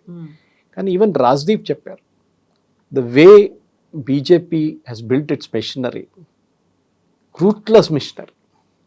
ఎలక్షన్లో ఈవెన్ మున్సిపల్ ఎలక్షన్ కూడా వాళ్ళకు లోక్సభ ఎలక్షన్ లాగా సీరియస్గా తీసుకుంటారు. నిన్న రామచంద్ర గుహ గారు ఒక ఇంటర్వ్యూ ఇచ్చారు, మీరు చూసుంటారు. దాంట్లో ఆయన చాలా క్లియర్గా చెప్పారు, why Rahul Gandhi cannot be the prime minister immediately. Karan థాపర్తో ఇంటర్వ్యూ ఒకటి వైర్లో, అది కూడా which is an anti BJP publication. Why Rahul Gandhi can never be the prime minister. అన్న రీజన్ ఎక్కడ ఇచ్చాను. ఈ క్రైసిస్ వచ్చింది చూడండి, energy crisis. Almost every country has folded up. అంటే ఎవ్రీ కంట్రీలో క్రైసిస్ వచ్చి 100% పెంచేశారు, 50% పెంచేశారు, కరెన్సీ డివాల్యూ చేశారు. కానీ మనం ఇంకా పట్టుకొని నిలబడం and that Ramachandra Guha was పక్కా కాంగ్రెస్ ఫ్యామిలీకి ఏం చెప్తారు, మెయిన్ భజన్ మండలి లీడర్ ఆయన చెప్తున్నారు. అది రాహుల్ గాంధీలో లేదు, మోదీలో ఉంది. That's a difference. మీరు చూడండి, ఇప్పుడు ఎథిక్స్ అని మీరు చెప్పింది కరెక్ట్. ఎథిక్స్ ఉండాలి, మీకు పార్టీ విత్ ద డిఫరెన్స్ అన్నప్పుడు ఇదంతా చేయొచ్చా అని అడిగితే ఏం చేస్తారు చెప్పండి? What will you do? అంత స్ట్రగుల్ ఫర్ ఎగ్జిస్టెన్స్ అనే పరిస్థితి బీజేపీకి ఉందా? లేదు. కానీ అదే పాయింట్ అక్కడ. బీజేపీ ఇప్పుడు గ్రో కావాలంటే మీరు నితీష్ కుమార్ కేసు తీసుకోండి. బీహార్లో నితీష్ కుమార్ ఎన్నో సంవత్సరాల నుంచి బీహార్లో ముఖ్యమంత్రి. తేజస్వి యాదవ్తోనున్నారు, ఆర్జేడీతోనున్నారు, లాలూ ప్రసాద్, మళ్ళీ బీజేపీ, మళ్ళీ ఆయారాం గయారాం లాగా ఆయన ఎప్పుడు ట్రస్ట్ చేయలేము నితీష్ కుమార్ గారు అంతే. కానీ ఇప్పుడు ఏం జరిగింది నితీష్ కుమార్తో లాస్ట్లో? ఆయన్ని కంప్లీట్గా బీజేపీ సైడ్ లైన్ చేసేసారు. జేడీయూకి తక్కువ సీట్లు ఏమి రాలేదు, ఆల్మోస్ట్ ఈక్వల్ సీట్లు వచ్చాయి బీజేపీకి. కానీ ఏం చేశారు బీజేపీ? చాలా క్లియర్గా చెప్పారు, మీ టైం అయిపోయింది, your time is over, better go now. ఏది బీజేపీలో సుశీల్ కుమార్ మోదీ బీజేపీలో ఉన్న ఒక్కటే బీహార్లో లీడర్ ఉండే ఆ టైంలో, మిగతా ఎవ్వరు లేరు, ఇప్పుడు కూడా లేరు బీజేపీలో, పెద్ద లీడర్లు ఎవరు లేరు. కానీ బీజేపీ చాలా క్లియర్గా అన్నారు, నో మీరు వెళ్ళాల్సింది. వెళ్ళిపోయారు పాపం. ఆయనకి ఏం చేస్తారు? అక్కడే ఆయన హెల్ప్లెస్నెస్ కనిపిస్తుంది అనమాట మనకి. రాజ్యసభ ఇది ఇచ్చేసారు, పంపించేశారు, కావాలంటే యూనియన్ మినిస్టర్ చేస్తున్నారు, వద్దన్నారు ఆయన. ఎప్పుడు నితీష్ కుమార్ చెప్తూనే ఉంటుండే ఎలక్షన్ ముందు, మీకు గుర్తుంటుంది, this is my last election, this is my last election. అది బీజేపీ వాడుకున్నారు. సో మీరు అడగొచ్చు, బీహార్, మహారాష్ట్ర, ఇప్పుడు వెస్ట్ బెంగాల్ బీజేపీ ఎందుకు చేస్తున్నారు? And you can take Himanta Biswa Sharma, మనం మర్చిపోయాం ఆయన గురించి. బీజేపీలో మీరు ఇప్పుడు చూస్తున్న leader Suvendu Adhikari was Mamata Banerjee's right hand. Mamata Banerjee right hand ఉండి కూడా ఆయన చేశారంటే ఎందుకు చేశారు అని అడుగుతారు చాలా క్లియర్. మీరు చెప్పినట్టు correct, I also agree with you point. ఏదంటే ఒక స్ట్రాంగ్ ఆపోజిషన్ మన దగ్గర ఉండాలి. కానీ ఆపోజిషన్కే ఉండడానికి వాళ్ళకి ఇంట్రెస్ట్ లేనప్పుడు ఏం చేయమంటారు? అలా ఉండనివ్వకుండా కూడా ప్రెషర్ చేస్తున్నారు, కేసులు పెడుతున్నారు, అన్నిటినీ సిబిఐతో పాటుగా ప్రతిదాన్ని యూజ్ చేసుకుంటున్నారు అనే కదా. మీరు ఫైట్ చేయొచ్చు కదా. ఇద్దరు కపిల్ సిబ్బల్ ఉన్నారు, ప్రశాంత్ భూషణ్ ఉన్నారు, దుష్యంత్ దావే ఉన్నారు, పి చిదంబరం ఉన్నారు, అభిషేక్ మను సింఘ్వి ఉన్నారు. You fight the cases. ఇప్పుడు బీజేపీ వాళ్ళు ఉన్నప్పుడు కేసులు వేయలేదా? వేసారు అప్పుడు కూడా కాంగ్రెస్ వాళ్ళు. కానీ బీజేపీ అడ్డుకున్నారు. I mean you have to fight. మీ మీద మీ ఆరోపణ అంతా తప్పంటే మీరు కోర్టుకి వెళ్ళొచ్చు, you can easily get away. అది కూడా with people like Chidambaram and Kapil Sibal, వాళ్ళు ఈజీగా ఫైట్ చేస్తారు, అభిషేక్ మను సింఘ్వి. కానీ మీరు మా మీద కేసు పెడుతున్నారు. ఇప్పుడు రితుప్రతాప్ బెనర్జీ ఏమన్నారు మీరు వినుంటారు, వాళ్ళ party spokesperson Ritu Dutta ఏం చెప్పారు మీరు విన్నారా? మమతా బెనర్జీ ఆ పార్టీ నుంచి ఎవరైనా బయటికి వెళ్ళడానికి ట్రై చేస్తే వాళ్ళ పవర్లో ఉన్నప్పుడు వాళ్ళ మీద ఆర్మ్స్ కేసు పెడుతుండే, ఫేక్ కేసు, డ్రగ్స్ కేసు పెడుతుండే. అంటే వాళ్ళు భయపడిపించి కూర్చోబెట్టారు పార్టీలో. ఆలోచించండి. That is how she ran the party. ఆ రివెంజ్ వాళ్ళు ఇప్పుడు తీసుకుంటున్నారు. ఇన్ని రోజులు మేము సహించాము ఇదంతా, ఇప్పుడు మాతో కాదు. సరే, దాంట్లో బీజేపీ చేయి ఉందంటే ఉంది, there is no doubt about it. కానీ బీజేపీ వీళ్ళని తీసుకోరు. ఇప్పుడు వాళ్ళకి తెలిసిపోయింది, దిస్ ఇస్ వాట్ మన సీనియర్ మోస్ట్ లీడర్ మొన్న చెప్పారు. ఓకే, బీజేపీ నుంచి అడిగా, బీజేపీ తీసుకుంటారా వీ లీడర్ని అని చెప్పేసి ముకుల్ రాయ్. ఆయన ఏమన్నా, sorry we will not take. మాకు చాలామంది ఉన్నారు మా దగ్గర, we have enough, more than enough MLAs, 208 మంది ఉన్నప్పుడు మాకు తీసుకోక్కర్లేదు ఎవరిని, వీ విల్ నాట్ టేక్. ఎందుకంటే అదే కచరా ఇక్కడ వచ్చేస్తే మమ్మల్ని కూడా కచరా చేసేస్తారు వీళ్ళు, మాకు వద్దని చెప్పి. So then TMC got notice, మేము బీజేపీ వైపు వెళ్ళలేము, మేము సొంతంగా మనే పార్టీ పెట్టుకోవాలి. సో దాని పార్టీ స్ప్లిట్ చేస్తారు, సింపుల్. సో మమతా బెనర్జీ ఒక టైంలో ఇండియా అలయన్స్ లీడర్, నేను ప్రధానమంత్రి మెటీరియల్ అని చెప్పిన మనిషిని ఇప్పుడు రాహుల్ గాంధీ కూడా పట్టించుకోవట్లేదు. మీరు నిన్న చూసుంటారు ఇంటర్వ్యూ, మన former leader of opposition Adhir Ranjan Chowdhury ఒక ఛానల్కి ఇంటర్వ్యూ ఇస్తా అన్నారు, మీరు మా వైపు రండి, మిమ్మల్ని బీజేపీ ఎట్లైనా తీసుకోరు, you come towards us, we will take you అని కాంగ్రెస్ ఆఫర్ ఇస్తున్నారు, ఓపెన్ ఆఫర్. అప్పుడేమంటారు, మీరు మా వైపు నుంచే వెళ్ళారు కదా, Trinamool Congress was formed from Congress, so come back home, Ghar Wapsi చేద్దామని చెప్తున్నారు. ఇదొక గేమ్ ఉంది ఒకవైపు. సో న్యాచురల్లీ ఇప్పుడు మీరు చెప్పిన దాని మాటకి కేసులు ఉంటాయా కేసులు ఉండవా అంటే, ఈవెన్ సువేందు అధికారి మీద కేసులు ఉండే, అది ఇప్పుడు కూడా నడుస్తుంది. It has not stopped. Yeah. ఏదో ఆగిపోయినట్లు ఉండదు కేసులు అంతా. కానీ ఎస్, బీజేపీ ఒక ఏం చెప్తారు, ఒక టైగర్ లాగా, లయన్ లాగా నెక్స్ట్ టార్గెట్ ఎవరు నేను చూసి తిరుగుతుంది, ఎవరు లేరు ఇంకా.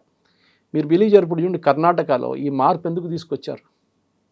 సిద్ధరామయ్య బాగానే ఉన్నాడు కదా, సరే వాళ్ళ నడిమిట్లో ఒక అన్రిటర్న్ ఒప్పందం ఒకటి ఉండే, ఏంటి 2.5 సంవత్సరాలు ఈయన పరిపాలిస్తారు, 2.5 సంవత్సరాలు. ఇది ఉద్ధవ్ ఠాక్రే అండ్ ఫడ్నవీస్ నడిమిట్లో కూడా ఉండే. ఉద్ధవ్ ఠాక్రే అంగీకరించలేదు. దాని తర్వాత మనకు తెలిసిందే, దాని తర్వాత జరిగిన స్ప్లిట్ పార్టీలో మన అందరు తెలుసు. కాంగ్రెస్తో నుండి పొత్తుండే, అట్లనే కాంగ్రెస్తో ఇదే చేయించారు ఉద్ధవ్ ఠాక్రే. సో ఈ పాలిటిక్స్ గేమ్లో న్యాచురల్లీ బీజేపీ ముందుకున్న, అదంటే డౌట్ లేదు. అమిత్ షా లాంటి క్యాల్కులేటివ్ చాణక్యాన్ని మీరు అడ్డుకోలేరు. ఆయన వెస్ట్ బెంగాల్ మేము గెలుస్తామని చెప్పినప్పుడు చాలామంది నవ్వారు, మాకు 200 సీట్లు వస్తాయంటే ఇంకా నవ్వారు, ఇంకా అన్ని రిడిక్యూల్ చేశారు. ఏం జరిగింది ఫైనలీ? ఇదే కదా, that they one the seats. అది వాళ్ళట్లా కాన్ఫిడెన్స్ ఉంది. అది గుజరాత్ ఉండొచ్చు, మహారాష్ట్ర ఉండొచ్చు, హర్యానా ఓడిపోతారు అని చెప్పిన ఎలక్షన్ ఈవెన్ బీజేపీ లీడర్స్ అంగీకరించుకున్నారు, మేము ఓడిపోతాం, ఆ ఎలక్షన్ గెలిచారు. So they will do it. కానీ హర్యానా నుంచే స్టార్ట్ అయింది ఆయారాం గయారాం పాలిటిక్స్. ఇక్కడేం జరిగింది మన దగ్గర కూడా, తెలంగాణలో కేసీఆర్ ఉన్నప్పుడు కాంగ్రెస్ వాళ్ళు కొనుక్కున్నారు ఎమ్మెల్యేలని, ఇప్పుడు కాంగ్రెస్ వాళ్ళు వస్తే కేసీఆర్ ఎమ్మెల్యేలు కొనుక్కున్నారు. రెండు వైపుల నుంచి ఆల్ ఈస్ ఫేర్ అంటున్నారు వీళ్ళప్పుడు. ఇది వీళ్ళ గేమ్ అనమాట. ఎక్కడైతే బీజేపీకి ఏ స్టేట్లో అయితే బలంగా లేదో, ఎంటర్ అవ్వడానికి స్కోప్ ఉండదో, ఆ టైంలో వాళ్ళని ఏదో ఒక కేసులు పెడతారు, ఇరికించే ప్రయత్నం చేస్తారు. లేదు కొంచెం ఏదైనా బలం ఉంది అంటే గవర్నమెంట్ ఫామ్ చేయడానికి అక్కడ ఇంకో రీజనల్ పార్టీతో పొత్తు పెట్టుకుంటారు, మొత్తంగా మళ్ళీ అక్కడే కోయలేషన్ గవర్నమెంట్ ఒకటి తీసుకొస్తారు, మెల్లిమెల్లిగా వాళ్ళని సైడ్ లైన్ చేస్తారనేది. ఇదే ప్లాన్ తమిళనాడులో కూడా చేయాలి అనుకున్నారు, అందుకే ఏడీఎంకేతో పొత్తు పెట్టుకున్నారు. కాకపోతే అనుకున్నంతగా రిజల్ట్ రాలేదు, పక్కకి వెళ్ళిపోయింది. అందులో ఇప్పటికీ కూడా స్టిల్ ఉత్తర భారతదేశానికి చెందిన పార్టీగా బీజేపీని గుర్తిస్తున్నారంటే అక్కడ ఎవరైతే యాక్టివ్గా ఉన్నారో, యాక్టివ్ రోల్లో రీజనల్ పార్టీస్ ప్లే చేస్తున్నాయో అక్కడ బీజేపీ వెళ్ళలేకపోతుంది, వెళ్ళడానికి చాలా స్ట్రగుల్స్ పడుతోంది అనేది. వాటన్నిటినీ తట్టుకొని మళ్ళీ ముందుకు వస్తుంది అంటే తెలంగాణలో కూడా అలాంటి ప్రయత్నమే బీజేపీ చేయబోతోంది అనేది వినిపిస్తోంది కదా. తమిళనాడులో ఏం చేస్తున్నారు, అన్నామలై రాజీనామా చేయబోతున్నారు అని చెప్పి పెద్ద ఊహాగానం నడుస్తున్నారు. రాజీనామా చేశారు కూడా తెలియదు. ఈ రోజు కొత్త పార్టీ అనౌన్స్ చేస్తారని అనిపించింది. ఏం చేస్తారు ఆయన? బీజేపీకి తమిళనాడులో ప్రజెంట్ ఫార్మాట్లో గెలవడం అనేది ఇంపాసిబుల్. ఎందుకంటే వాళ్ళకి ఒక ట్యాగ్ ఉంది, మీరు చెప్పినట్టు north Indian party, Hindi party, వాళ్ళు గెలవలేరు. ఇప్పుడు ద్రవిడియన్ పాలిటిక్స్ జీరో అయిపోయింది తమిళనాడు. జీరో అంటే ఒక 20% దాకా వచ్చేస్తుంది అనుకోండి, 100% నుంచి. డిఎంకేని ఎవరు పట్టించుకోవట్లేదు, ఏఐడిఎంకేని ఎవరు పట్టించుకోవట్లేదు. విజయ్ ఎలక్షన్ గెలిచారు. అన్నామలైకి తెలిసిపోయింది ఇదొక ఛాన్స్ నాకు, విజయ్ యూస్ చేసే అదే టాక్టిక్ నేను కూడా యూస్ చేస్తాను. యూత్కి అపీల్ ఉంది, అన్నామలై అంటే చాలా పెద్ద అపీల్ ఉంది తమిళనాడులో. అది కూడా ఆయన మొన్న ఒక స్టేట్మెంట్ ఇచ్చారు, అది 3 లాంగ్వేజ్ పాలసీ గురించి సిబిఎస్ఈలో. మేము అది అంగీకరించాము, మేము అది చేస్తాం, ఇది చేస్తాం. ఎందుకంటే అప్పుడే చాలామంది అడిగారు, ఈయన బీజేపీలో ఉన్నారు కదా, బీజేపీ గవర్నమెంట్ అనౌన్స్ చేసిన ప్రోగ్రామ్ ఎందుకు ఆబ్జెక్ట్ చేస్తున్నారు? అప్పుడే కొంచెమైనా if you head worked out your this one, మీకు తెలిసిపోతుంది this is going to happen. జరిగింది కూడా అది. అన్నామలై స్ట్రాటజీ ఏంటి? ఇప్పుడు ఆ విజయ్ తీసుకున్న అదే ఆడియన్స్ని ఇంకా ఏఐడిఎంకే దగ్గర నుంచి డిఎంకే దగ్గర నుంచి పుంజుకున్నారు రిమైనింగ్ కూడా. వాళ్ళ దగ్గర మిగిలిపోయిన ఎమ్మెల్యేలు అంటే ఇప్పుడు పోటీ చేసిన వాళ్ళని స్లోలీ ఇప్పుడు ఇటువైపు గుంజుకుంటారు. ఓకే, విజయ్కి ఒక లిమిట్ తర్వాత ఎమ్మెల్యేలు అక్కర్లేదు ఆయనకి. విజయ్ అప్పీల్ చేసిన అదే ఆడియన్స్, యంగ్ ఆడియన్స్, మహిళల్ని అన్నామలై అప్పీల్ చేస్తారు. అన్నామలై ఒక ఎన్జిఓ లాంటి ఒక పార్టీ పెట్టుకుంటారు. ఇప్పుడు ఆమ్ ఆద్మీ పార్టీ కూడా ఒక ఎన్జిఓ నుంచి మొదలైంది కదా. దాని తర్వాత ఏం చేస్తారు, నెక్స్ట్ ఎలక్షన్ వచ్చేదాకా 5 సంవత్సరాలు ఉన్నాయి, లోక్సభకి ఇంకా 3 సంవత్సరాలు ఉన్నాయి. బీజేపీని ఒక జూనియర్ పార్ట్నర్గా తీసుకుంటారు, అలయన్స్ పార్ట్నర్. ఓకే, దాంతోపాటు తమిళ్ మానిలా కాంగ్రెస్ మిగతా అందరూ వస్తారు, 10 పార్టీలు వచ్చేస్తారు. కానీ leader and top will be Annamalai. So it will be Annamalai versus Vijay. DMK లేదు, ఏఐడిఎంకే లేదు, ఇది అన్నామలై గేమ్. సో బీజేపీ ఎక్కడెక్కడ వాళ్ళు గెలవలేకపోతారో అక్కడ they use a third party to win. So ఇప్పుడు అన్నామలై బీజేపీని వాడుకుంటుందా, బీజేపీ అన్నామలైని వాడుకుంటుందా? రెండు వైపులు జరుగుతుంది.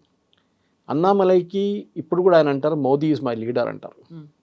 ఆయన ఇప్పుడు కూడా is not declining that, Modi is my leader. Modi గారు చేస్తున్నారు, మోదీ గారి కోసం నేను పనిచేస్తున్నాను అంట. కానీ ఆయనకు డిఫరెన్స్ ఒపీనియన్ ఉంది.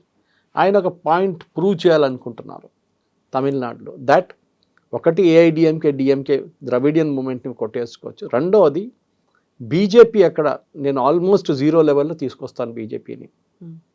ఈ లీడర్షిప్ నయనా నాగేంద్రన్ కానీ మిగతా తమిళిసై సౌందరరాజన్ వీళ్ళతో నడవద్దు బీజేపీ తమిళనాడులో. మీరు కంప్లీట్గా లీడర్షిప్ మార్చాల్సి వస్తుంది. మీకు మనందరికి గుర్తుంది, ఎన్నో పార్టీలు పేర్లు మార్చుకున్నారు. ఒక టైంలో కరుపయ్య మూపునార్, పి చిదంబరం వీళ్ళందరూ పార్టీ నుంచి బయటికి వెళ్ళి తమిళ్ మానిలా కాంగ్రెస్ పెట్టుకున్నారు. ఇక్కడ శరద్ పవార్ గారు పార్టీని స్ప్లిట్ చేసి కాంగ్రెస్ని నేషనలిస్ట్ కాంగ్రెస్ పార్టీ చేశారు. ఇప్పుడు మనం మాట్లాడిన మమతా బెనర్జీ అది కూడా పక్కన పెట్టి నేను తృణమూల్ కాంగ్రెస్ పెట్టారు ఆమె. కాంగ్రెస్ నుంచి స్ప్లిట్ అయిన వాళ్ళు చాలామంది ఉన్నారు. నాకు ఇప్పుడు కూడా గుర్తొస్తుంది గోవా ఎక్స్పెరిమెంట్, మనం ఎప్పుడు అది మాట్లాడట్లేదు. ఆపరేషన్ లోటస్ అంటారు వీళ్ళందరూ. ఆ రోజు ఏం జరిగింది, బీజేపీకి మెజారిటీ లేకుండే, అందరు తెలిసింది. ప్రమోద్ సావంత్ టైంలో బీజేపీకి మెజారిటీ లేదు. ఆ రోజు రాత్రి పి చిదంబరంని కాంగ్రెస్ పంపించారు. కాంగ్రెస్కి మెజారిటీ రావచ్చు, కాంగ్రెస్ లీడింగ్ పార్టీ, అక్కడ మెజారిటీ వచ్చేస్తుంది, మీరు వెళ్ళి టైఅప్ చేయండి అని చెప్పి. చిదంబరం గారు రాత్రి వచ్చారు, ఫ్లైట్లో వచ్చి హోటల్ వెళ్ళి నిద్రపోయారు. పొద్దున్న లేసేదాకా బీజేపీ గవర్నమెంట్ ఫామ్ అయిపోయింది. That is aggressiveness. అగ్రెసివ్ మూడ్లో వాళ్ళు రాత్రికి రాత్రి గవర్నమెంట్ ఫామ్ చేసుకున్నారు. సరే దాంట్లో గవర్నర్ రోల్ ఉందా, లేకుంటే డబ్బులు పంచి పెట్టారా, లేకుంటే ప్రెషర్ పెట్టారా, అదంతా different. But they went after it. ఇదే రామచంద్ర గుహ గారు కూడా చెప్తున్నారు, ఇది లేదు, హంగర్ లేదు.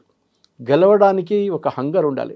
మేము మా దగ్గర మెజారిటీ ఉంది కదా, మేము ఎందుకు ఇంకా కష్టపడాలి, మేము ఇట్లానే ఉంటాం, రిలాక్స్గా ఉంటాం, నెక్స్ట్ లోక్సభ ఎలక్షన్లు చూసుకుందాం. వీళ్ళు ఒక మున్సిపల్ ఎలక్షన్ కూడా, అది మన తెలంగాణలో లేదు కానీ మిగతా మీరు ఇప్పుడు వెస్ట్ బెంగాల్ కానీ ఈవెన్ అస్సాం చూడండి, అస్సాంలో కూడా హిమంత బిశ్వ శర్మ గెలుస్తారని నాకు తెలుసు, but he went all out campaign అన్నమాట. సేమ్ థింగ్ మీరు యూపీలో చూడండి, ఇప్పుడు 2027లో వచ్చే election same thing happen. 430 odd seats ఉన్నాయి, చిన్న కాదు కాన్స్టిట్యున్సీ, అక్కడ కూడా ఇదే జరగబోతుంది. తో రితుప్రతాప్ బెనర్జీ చేసిన స్టోరీని రిపీట్గా బీజేపీ ప్రతి స్టేట్లో చేస్తున్నారు. Don't be surprised.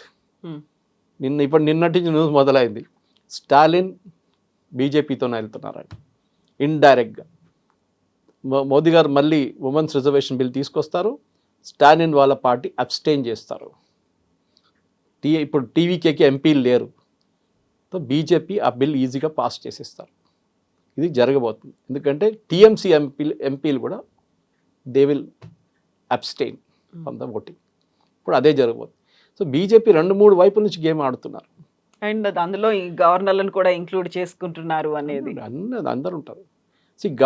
Governor office అనేది ఎప్పటి నుంచో డిస్ప్యూటెడ్ ఉంది, అది డౌట్ లేదు. అది నేను కూడా చెప్తున్నాను, ఇట్స్ అ రిడెండెంట్ థింగ్. కానీ ఎవడో ఒక ఉండాలి కదా సంతకం పెట్టడానికి. We are following the British system. ఆ బ్రిటిష్ అదే సిస్టమ్ మనం ఫాలో అప్ చేస్తున్నాం.